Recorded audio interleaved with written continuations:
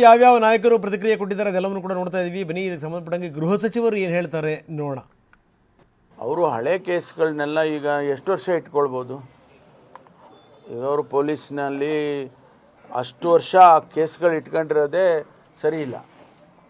ಈಗ ಹಿಂದೆ ಅವರು ಸರ್ಕಾರ ನಡೆಸಿದ್ದಾರೆ, 4 ವರ್ಷ ಅವರು ಕೂಡ ಸರ್ಕಾರ ನಡೆಸಿದ್ದಾರೆ. ಹಿಂದೆ ಮಾನ್ಯ ಯಡಿಯೂರಪ್ಪನವರು ಕೂಡ ಸರ್ಕಾರ ನಡೆಸಿದ್ದಾರೆ. ಈ ರೀತಿ ಹಳೆ ಕೇಸ್ಗಳಿರೋದು ಸರಿನಾ?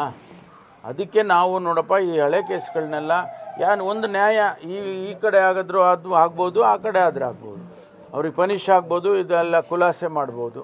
ಅದನ್ನು ಕೇಸನ್ನು ಇಟ್ಕೊಂಡು ಕೂತ್ಕೊಳ್ಳೋದು ಬೇಡ ಅಂತೇಳಿ ಅವರು ರಿವ್ಯೂ ಮಾಡುವಾಗ ಮಾಡಿದ್ದಾರೆ ವಿನಃ ಅದನ್ನು ಸ್ಪೆಸಿಫಿಕ್ಕಾಗಿ ಅದೊಂದೇ ಕೇಸ್ ಮಾಡಿದರೆ ನಾನು ಒಪ್ಕೊಳ್ತೀನಪ್ಪ, ನಾನು ಹೌದು ತಪ್ಪಾಗಿದೆ ನಮ್ಮದು ಅಂತ ಹೇಳ್ಬೋದು. ಇನ್ಸಿಡೆನ್ಸ್ ಆಗಿದೆ. ಈಗ ಬೇರೆ ಕೇಸ್ನಲ್ಲೂ ಕೂಡ ಬೇರೆ ಹಿಂದೂಗಳಿಲ್ವಾ? ಅಲ್ಲಿ ಬೇರೆ 32 ಕೇಸ್ನಲ್ಲಿ ಬೇರೆ ಕೇಸ್ಗಳಿದ್ದಾವಲ್ಲ, ಅದರೊಳಗಡೆ ಹಿಂದೂಗಳಿಲ್ವಾ? ಅನೇಕ ಜನ ಇದ್ದಾರೆ, ಹಿಂದೂಗಳಿದ್ದಾರೆ. ಅವ್ರನ್ನ ಮತ್ತೆ ಯಾಕೆ ನಾವು ಇದಕ್ಕೆ ಹೋಲಿಕೆ ಮಾಡಬಾರ್ದು? ಸುಮ್ಮನೆ ಅದನ್ನು ರಾಜಕೀಯ ಉದ್ದೇಶದಿಂದ ಇದನ್ನು ಮಾಡೋದು ಸರಿ ಇಲ್ಲ ಅಂತ ನಾನು ನೆನ್ನೆ ಹೇಳಿದ್ದೇನೆ, ಈಗಲೂ ಅದೇ ಹೇಳ್ತೀನಿ. ನೆಲದ ಕಾನೂನು ಇದು. ನೆಲದ ಕಾನೂನಿನ ಪ್ರಕಾರ ಈ 32 ಜನಕ್ಕೆ ಆಗಿರೋದು ಅಲ್ಲದೆ ಇದು ನಿಮ್ಮೊಬ್ಬರಿಗೆ ಆಗಿದೆಯಾ?